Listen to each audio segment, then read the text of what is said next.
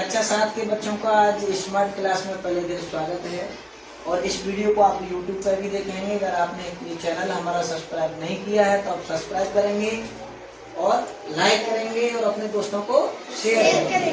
और हाँ, bell icon जरूर दबाएं, जिससे जब भी कोई वीडियो हम स्कूल की डालें तो आपको तुरंत पता चलेगा। ठीक है, तो आइए हम बढ़ते हैं अपने कक्षा 7 की ओर। इसमें हमारा विषय है विज्ञान। इसमें हम आज शुरू कर रहे हैं पदार्थ की संरचना एवं प्रकृति। इसमें सबसे पहले पढ़ाने जा रहे हैं पदार्थ की अवस्था। क्या पढ़ा रहे हैं? पदार्थ की अवस्था। तो देखें, पदार्थ की अवस्थाएं शुरू होने जा रही हैं। ठीक है, यहाँ पदार्थ 3 अवस्थाओं में पाया जाता है, ठोस, गैस। दूसरी अवस्था का नाम क्या है? तीसरी अवस्था का नाम क्या है? गैस। यानी पदार्थ की ये अवस्थाएं उसके कणों की विभिन्न विशेषताओं के कारण होती है। कौन सा ठोस होगा, कौन सा द्रव होगा, कौन सा गैस होगा, तो ये उसके कणों की विभिन्न विशेषताओं के कारण होती है।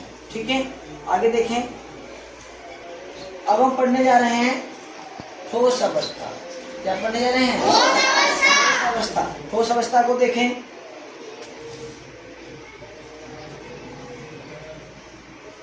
ये देख रहे हैं? इससे परिचित हैं? क्या कहते हैं इसको? क्या? रिंच कहते हैं। तो ये कैसी है? ठोस है ना? देखो, ठोस अवस्था की विशेषता यह है कि इसका एक निश्चित आकार, स्पष्ट सीमाएं तथा स्थिर आयतन होता है। अर्थात इसमें नगण्य संपीड़न क्षमता होती है। ये जितनी बड़ी आपको दिखाई दे रही है, ऐसा तो है नहीं कि थोड़ी देर बाद इसका आकार बढ़ जाएगा, या इसको तुम अपने घर ले जाओगे तो ये और दोगुनी हो जाएगी। ऐसा हो जाएगा क्या? इसका क्या है? निश्चित आकार है, स्पष्ट सीमाएं हैं।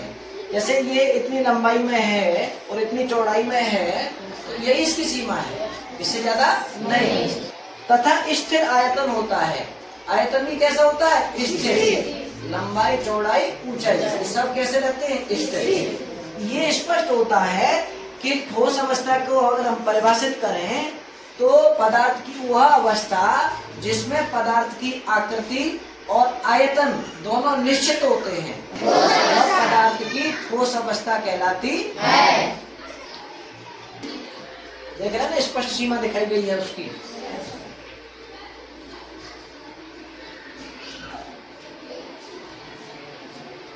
बाह्य बल लगाने पर ठोस पदार्थों में अपना आकार बनाए रखने की प्रवृत्ति होती है।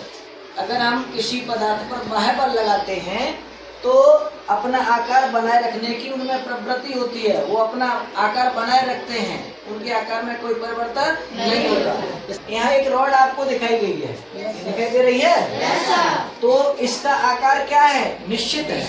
इसका आयतन भी निश्चित है। इस पर जो भी बल लगाए हम, ये अपने आकार को बनाए रखते हैं।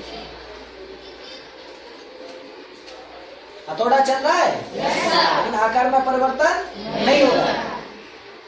अगर हम ठोस पदार्थ पर बल लगाते हैं तो ठोस पदार्थ बल लगाने पर टूट सकते हैं, लेकिन उनका आकार बदलना कठिन होता है, उसको आसानी से नहीं बदला जा सकता। इसलिए वे कठोर होते हैं। कैसे होते हैं? ठोस कैसे होते हैं? कठोर होते हैं। ठीक है, यहाँ ठोस के बहुत सारे एग्जाम्पल दिखाए गए हैं। ठोस का ही तो एग्जाम्पल है, ये भी ठोस का एग्जाम्पल है, ये भी ठोस का एग्जाम्पल है, और ये जो घरों में आपकी केतली होती है वो भी ठोस का ही उदाहरण है। रबर बैंड खींचने पर अपना आकार बदल सकता है। रबर बैंड खींचने पर अपना आकार बदल सकता है, तो क्या ये ठोस नहीं है? अभी तो हम पढ़ रहे थे कि ठोस का आकार निश्चित होता है, और यहाँ पढ़ रहे हैं कि रबर बैंड खींचने पर अपना आकार बदल सकता है। ठीक है, और इसको और ज्यादा खींचें, और ज्यादा खींचें तो ये टूट भी सकता है। क्या रबर बैंड ठोस है? एक रबर बैंड बल के प्रभाव में आकार बदलता है। इसको जब खींचेंगे, इसमें बाह्य बल लगाएंगे तो आकार बदल लेगा। एक रबर बैंड बल के प्रभाव में आकार बदलता है और बल हटा दिए जाने पर पुनः उसी आकार में आ जाएगा। समझा? तो जब पुनः उसी आकार में आ जाएगा बल के हटा देने पर, तब तो उसका आकार निश्चित हो गया, वो ठोस हो गया। क्या हो गया? ठोस हो गया। और अधिक बल लगाएंगे तो क्या होगा? रबर बैंड टूट जाएगा। ठीक है, टूट गया ना रबर बैंड अधिक बल लगाने पर। क्या है ये पता है? स्पंज। क्या है? स्पंज। यह एक ठोस है, लेकिन फिर भी हम इसे संपीड़ित करने में सक्षम हैं। ये जो स्पंज है तो ठोस है, कैसा? लेकिन फिर भी हम इसको संपीड़ित कर सकते हैं, मतलब इसको दबा सकते हैं। ऐसे हाथ में रखा, ऐसे दबा सकते हैं। लेकिन जैसे ही हम अपना बाह्य बल हटाएंगे तो तुरंत ही अपने पूरे पहले वाले आकार को प्राप्त कर लेगा। ठीक है ना? तो स्पंज भी क्या कहलाएगा? ठोस।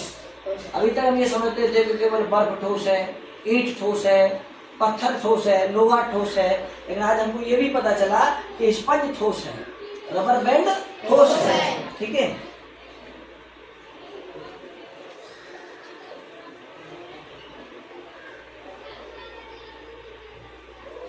स्पंज में छोटे छोटे छिद्र होते हैं। क्या होते हैं? छोटे छोटे छिद्र, जिनमें वायु का समावेश होता है। किसका समावेश होता है? जब हम इसे दबाते हैं तो वायु बाहर निकल जाती है और हम इसे संपीड़ित करने में सक्षम होते हैं। क्लियर? भाई जब इसको दबाएंगे तो उनमें वायु भरी हुई है छिद्रों में, तो वो वायु बाहर निकल जाएगी और हम उसको दबा देंगे, संपीड़ित हो गया।